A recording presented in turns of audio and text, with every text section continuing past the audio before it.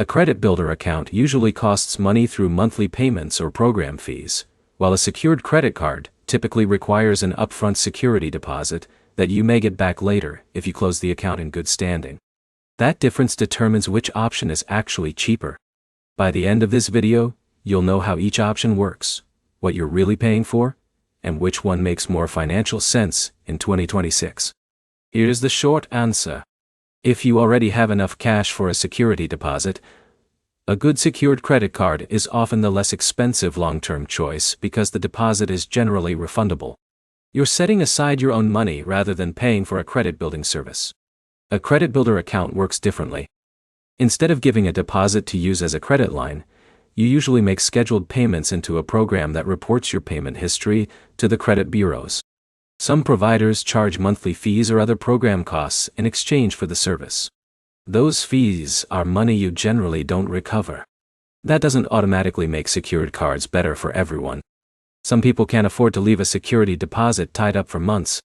In that situation, a credit builder account may be easier to start because the cost is spread over time instead of requiring one larger payment up front. The trade-off is that ongoing fees can increase the total amount you spend. The best choice also depends on your goal. If you want to practice using a credit card responsibly, a secured card gives you real card experience. You make purchases, pay the balance on time, and build positive payment history through regular use. If your main objective is simply creating a record of on-time payments without using a credit card for everyday purchases, a credit builder account may be a better fit. Many people choose this option because it follows a structured payment schedule. Before signing up for either one, compare 4 things carefully: annual fees, monthly fees, security deposit requirements, and which credit bureaus the account reports to.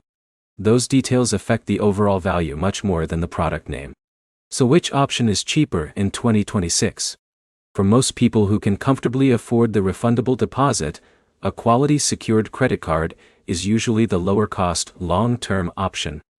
If tying up that money isn't practical, a credit builder account can still help establish payment history, although you'll want to understand every fee before enrolling.